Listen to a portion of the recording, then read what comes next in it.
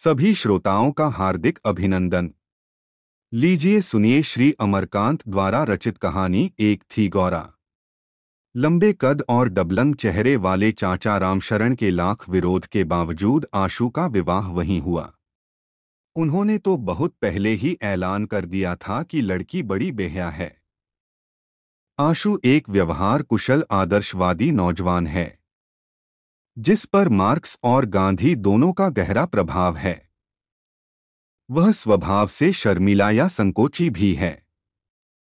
वह संकुचित विशेष रूप से इसलिए भी था कि सुहागरात का वह कक्ष फिल्मों में दिखाए जाने वाले दृश्य के विपरीत एक छोटी अंधेरी कोठरी में था, जिसमें एक मामूली जंगला था और मच्छरों की भन भन के बीच मोटे मोटे चूहे दौड़ लगा रहे थे।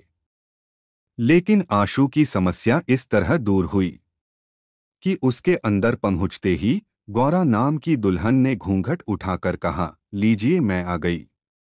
आप जहां रहते मैं वहीं पहुंच जाती। अगर आप कॉलेज में पढ़ते होते और मैं भी उसी कॉलेज में पढ़ती होती, तो मैं जरूर आपके प्रेम बंधन में बंध गई होती। आप अगर इंग्लैंड में पैदा होते तो मैं भी वहां जरूर किसी न किसी तरह पहुंच जाती। मेरा जन्म तो आपके लिए ही हुआ है। कोई चूहा कहीं से कूदा। खड़ खड़ की आवाज हुई और उसके कथन में भी व्यवधान पड़ा। वह फिर बोलने लगी, मेरे बाबूजी बड़े सीधे सादे हैं। इतने सीधे हैं कि भूख लगने पर भी किसी से खाना न मांगे। इसलिए जब वह खाने के पीढ़े पर बैठते हैं तो अम्मा कहीं भी हों दौड़कर चली आती हैं। वह जिद करके उन्हें ठूस ठूस कर खिलाती हैं। उनकी कमर की धोती ढीली कर देती हैं ताकि वह पूरी खुराक ले सकें। हमारे बाबूजी ने बहुत सहा है, लेकिन हमारी अम्मा भी बड़ी हिम्मती हैं। वह चुप हो गई।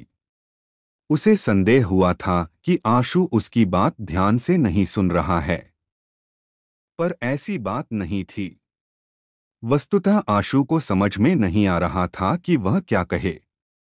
फिर उसकी बातें भी दिलचस्प थीं। उसका कथन जारी था, बाबूजी असिस्टेंट स्टेशन मास्टर थे। बड़े बाबू दिन में ड्यूटी करते थे और हमारे बाबूजी रात में। एक बार बाबूजी को नींद आ गई। प्लेटफार्म पर गाड़ी आकर खड़ी हो गई। गाड़ी की लगातार सीटी से बाबूजी की नींद खुली। गार्ड अंग्रेज था। बाबूजी ने बहुत माफी मांगी, पर वह नहीं माना। यह डिसमिस कर दिए गए। नौकरी छूट गई, गांव में आ गए। खेती बाड़ी बहुत कम होने से दिक्कत होने लगी। बाबूजी ने अपने छोटे भाई के पास लिखा मदद के लिए, तो उन्होंने कुछ फटे कपड़े बच्चे के लिए भेज दिए। यह व्यवहार देखकर बाबूजी रोने लगे। इतना कहकर वह अंधेरे में देखने लगी। आशु भी उसे आंखें फाड़कर देख रहा था। यह क्या कह रही है और क्यों? क्या यह दुख कष्ट बयान करने का मौका है? न शर्म और संकोच, लगातार बोले जा रही है। उसने आगे कहना शुरू किया, लेकिन मैंने बताया था न, मेरी माँ बड़ी हिम्मती थी। एक दिन वह भैया लोगों को लेकर सबसे बड़े अफसर के यहाँ पहुंच गई। भैया लोग छोटे थे। वह उस समय गई जब अफसर की अंग्रेज औरत बाहर बरामदे में बैठी थी। अम्मा का विश्वास था कि औरत ही औरत का दर्द समझ सकती है। अफसर की औरत मना करती रही। कुत्ते भी दौड़ाए पर अम्मा नहीं मानी और दुखड़ा सुनाया।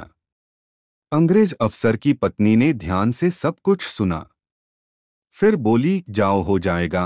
अम्मा गांव चली आई। कुछ दिन बाद बाबूजी को नौकरी पर बहाल होने का तार भी मिल गया। तार मिलते ही बाबूजी नौकरी ज्वाइन करने के लिए चल पड़े। पानी पड़ रहा था, पर वह नहीं माने। बारिश में भीगते हुए ही स्टेशन के लिए चल पड़े। उनकी रुहेलखंड रेलवे में नियुक्ति हो गई। बनबसा, बरेली, हलद्वानी, काठगोदाम, लालकुआ। हम लोग कई बार पहाड़ों पर पैदल ही चढ़कर गए हैं।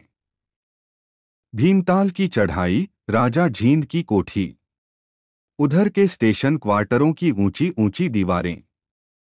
शेरबाग, जंगली जानवरों का हमेशा खतरा रहता है। एक बार हम लोग जाड़े में आग ताप रहे थे, तो एक बाघ ने हमला किया, लेकिन आग की वजह से हम लोग बाल बाल बच गए। वह इस पार से उस पार कूद कर भाग गया। वह रुककर आशु को देखने लगी, फिर बोली, मैं तभी से बोले जा रही हूं, आप भी कुछ कहिए। आशु सकपका गया, फिर धीमे से संकोचपूर्वक बोला, मेरे पास कहने को कुछ खास नहीं है।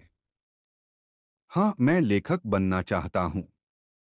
मैं लोगों के दुख दर्द की कहानी लिखना चाहता हूं, लेकिन मेरे अंदर आत्मविश्वास की कमी है।